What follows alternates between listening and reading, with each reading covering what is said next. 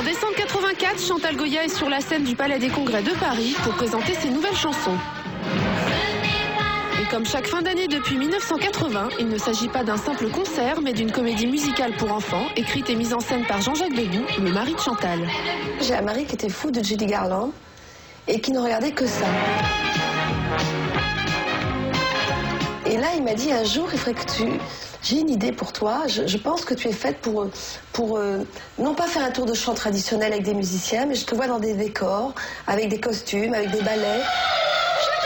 Comme les 3 précédents spectacles, le mystérieux voyage de Marie-Rose raconte donc en chanson le parcours initiatique d'une poignée d'enfants emmenés par une super nounou à la rencontre de personnages aussi divers qu'un lapin qui tue un chasseur ou un arbre qui parle. Mes enfants, Oui, monsieur Charles. je vais vous aider à retrouver votre ami. Jean-Jacques Debout semble avoir l'imagination débordante pour faire rêver les bambins.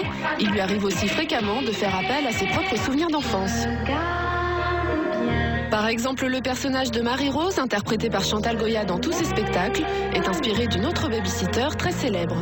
Quand j'étais vraiment petite fille, j'adorais Mary Poppins. Et je me disais un jour, si je dois faire quelque chose, ça serait un petit peu comme elle, amener du rêve, amener de la bonne humeur surtout, amener de la joie dans la maison et faire rêver les enfants. C'était un peu un personnage féerique et c'est un petit peu comme ça que Jean-Jacques me voyait. Le fameux chaboté est quant à lui directement emprunté à Charles Perrault. Mais sa représentation est très largement inspirée de la bête de Jean Cocteau, ici à droite.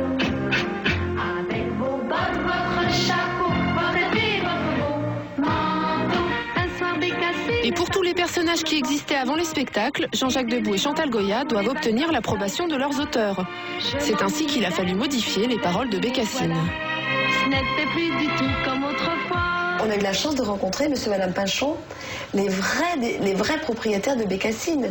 Alors Jean-Jacques leur avait chanté et il disait « Non, on ne veut pas Bécassine, c'est ma copine, c'est trop vulgaire, on veut Bécassine, c'est ma cousine. » Il arrive même parfois que cette autorisation, ils ne l'obtiennent pas.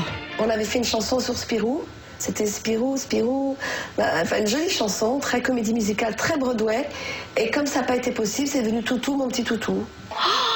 Mais attention, beaucoup de compagnons de Marie-Rose, et pas des moindres, sont directement nés d'une histoire vécue par Chantal et Jean-Jacques. Un dimanche, sont arrivés des chasseurs qui me disent on a vu une bande de garnements qui ont dégonflé les pneus de nos voitures en mettant des épices bleues dans les valves et tout s'est dégonflé. Alors je dis bon, c'est drôle mais c'est pas possible. Et au moment où je dis ça, je vois mon fils avec des copains à l'école et ils disent nous on en a marre des chasseurs qui tuent les lapins et si les lapins avaient des mousquetons, ils vous tireraient dessus.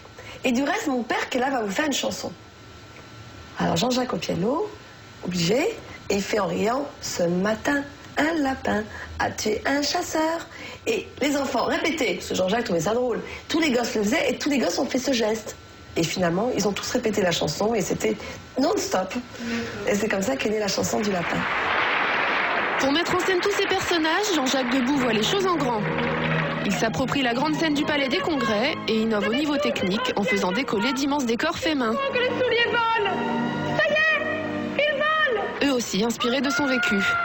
On est parti un jour à New York, il était dans l'avion, et puis il y avait un soulier dans l'avion. Quelqu'un dormait, il avait laissé son soulier comme ça. Il me dit, tu vois, c'est un soulier qui vole. Je dis, que tu racontes? Il me dit, tu vas voir, j'ai 6 heures d'avion, au bout de 6 heures, je t'aurais écrit ton spectacle. Jean-Jacques réalise donc son rêve de comédie musicale à l'américaine. Il y ajoute même un petit plus, et cette fois, c'est Chantal qui en a l'idée. Je disais à Jean-Jacques, tu vois, moi je crois qu'il faut absolument faire participer les enfants parce qu'ils sont plus forts que nous dans la salle. Quand ils ont un petit copain qui vient d'arriver et si le spectacle les ennuie, ils vont parler entre eux. Et je me disais, il faut que je leur parle, c'est évident. J'ai une idée. Si jamais ils reviennent, vous crierez très très fort. Les voilà, les voilà, les voilà, tout Paris vous entendre. Vous êtes d'accord avec moi? Il montait sur scène, regarde, j'ai une robe qui tourne. Ça faisait carrément un spectacle dans le spectacle. Chantal Goya fait donc un triomphe durant toute la première moitié des années 80, mais sa popularité dégringole en 85 lorsqu'elle participe au jeu de la vérité de Patrick Sabatier et refuse de répondre aux questions dérangeantes des téléspectateurs. Il lui faudra attendre 15 ans et la mode des stars kitsch pour refaire surface.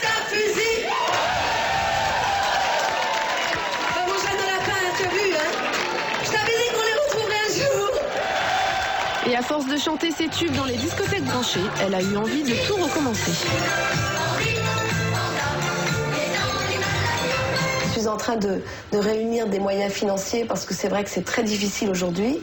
Ça me rappelle mes débuts, quand personne n'y croyait. On disait mais non, tu le fais trop jeune ou tu es une gamine. Alors maintenant c'est tu fais trop vieille. Je dis bon c'est pas grave, je connais la musique, mais j'y arriverai quand même.